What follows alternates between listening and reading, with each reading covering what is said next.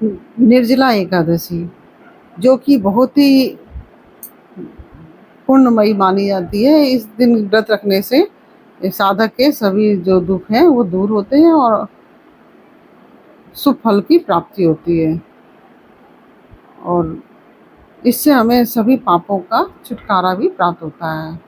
राधे राधे। कैसे हैं आप लोग? ईश्वर कृपा से आप सब अच्छे होंगे। ईश्वर सब पे कृपा बनाए रखे, सबका कल्याण करें।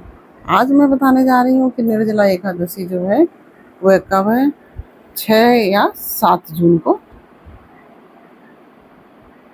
और इस दिन हम निर्जला इस एकादशी का जो शुभ मुहूर्त है वह क्या है, पूजा विधि एवं पारण का शुभ मुहूर्त सहित आपको बताएंगे। और इस दिन हम क्या करें क्या ना करें यह भी मैं आपको बताऊंगी। निर्जला एकादशी को भीमसेनी एकादशी क्यों कहते हैं यह भी आप लोग जानेंगे इस वीडियो में। और इस दिन हमें क्या कार्य अवश्य करना चाहिए यह भी मैं आपको अवश्य बताऊंगी। आप हमारे साथ पूरे वीडियो में बने रहें। और यदि आपने हमारे चैनल को सब्सक्राइब नहीं किया है तो प्लीज़ हमारे चैनल को सब्सक्राइब कर लीजिए और बेल आइकन बटन अवश्य दबा दीजिए, जिससे कि हमारे आने वाले सारे वीडियोस आपको प्राप्त हो सकें। और यदि वीडियो आपको अच्छी लगे आप वीडियो को लाइक और शेयर कीजिए और कमेंट भी अवश्य कीजिए। चलिए अब जानते हैं कि एकादशी कब है और उसके बारे में सारी जानकारी मैं आपको देने जा रही हूँ। धार्मिक मान्यता के अनुसार निर्जला जो एकादशी है वह व्रत विधि पूर्वक करने से साधक के जो सभी पाप होते हैं वह दूर हो जाते हैं और उनसे छुटकारा प्राप्त होता है। साथ ही जीवन में खुशियों का आगमन भी होता है।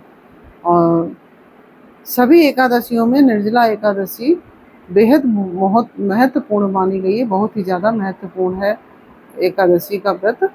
जो वैसे तो कोई भी एकादशी है, सभी एकादशी का व्रत बहुत महत्वपूर्ण है, लेकिन निर्जला एकादशी का व्रत बेहद खास है।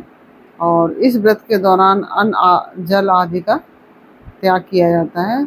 अन्न तो किसी भी एकादशी में ग्रहण नहीं किया जाता और निर्जला एकादशी में जल भी ग्रहण नहीं किया जाता है। वैसे तो हर महीने 2 एकादशी आती है, एक कृष्ण पक्ष की एक शुक्ल पक्ष की, और दोनों ही एकादशी व्रत करने से सुफल मिलता है। और जो ज्येष्ठ मास की जो एकादशी होती है, जो ज्येष्ठ मास में शुक्ल पक्ष की जो एकादशी होती है उसको निर्जला एकादशी के नाम से जाना जाता है। सनातन धर्म में एकादशी जो तिथि है उसका बहुत ही महत्व है। और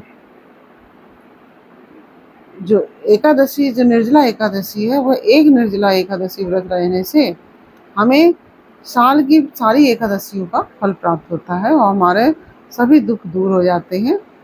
और ऐसे में आइए जानते हैं कि निर्जला एकादशी किस तरह से हम करें जो हमें हमारे सभी कष्ट दूर हो, हमें पापों से मुक्ति मिले। और वैसे तो साल में 24 एकादशी होती है, लेकिन जब अधिक मास पड़ता है तो 2 एकादशी और बढ़ जाती है, तो 24 और 2 26 एकादशी होती है। ऐसी मान्यता है कि निर्जला एकादशी जो व्रत रखा जाता है उस व्रत को रखने से अगर आप जल ग्रहण नहीं करते हैं तो आपको पूरी 24 एकादशी का फल प्राप्त होगा। तो पूरे साल की एकादशी का फल प्राप्त होता है।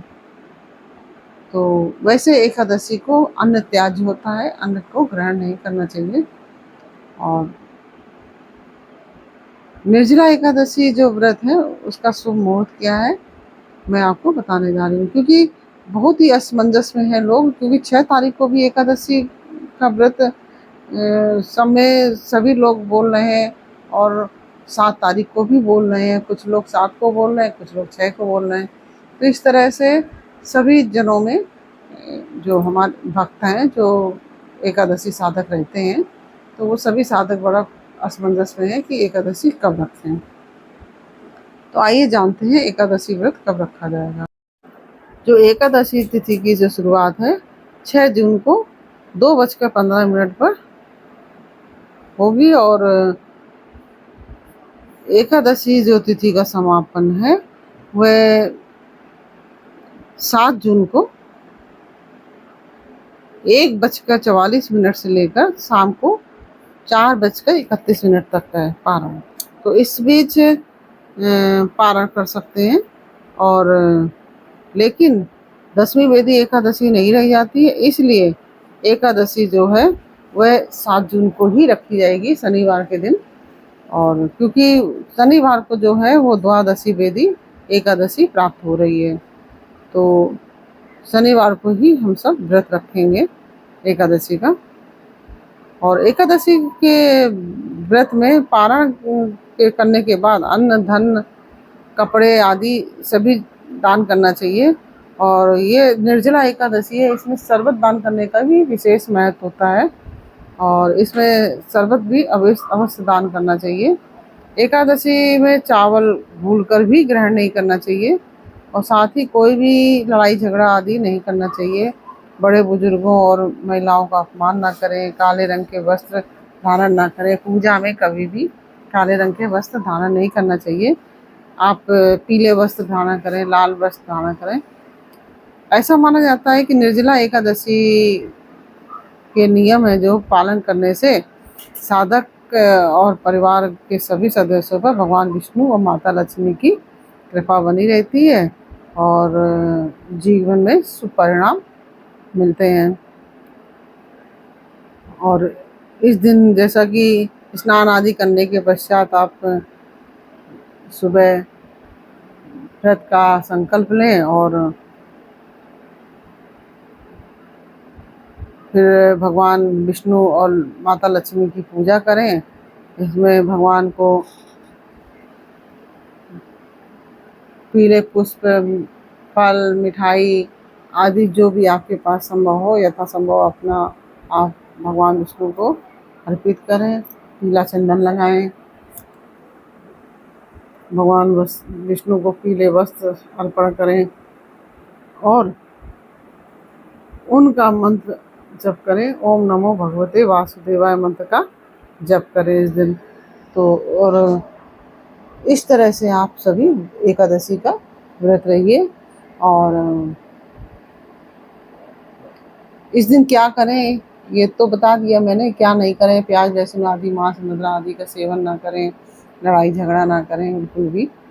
और एक काम अवश्य करें, आप भगवान विष्णु को तुलसी दल अवश्य चढ़ाइए। एकादशी में भगवान विष्णु को तुलसी दल अवश्य चढ़ाना चाहिए।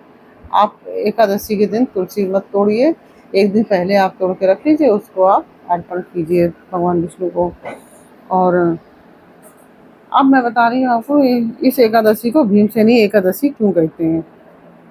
ये एकादशी भीमसेनी एकादशी इसलिए कहलाती है क्योंकि इस व्रत को भीम ने पहली बार रखा था।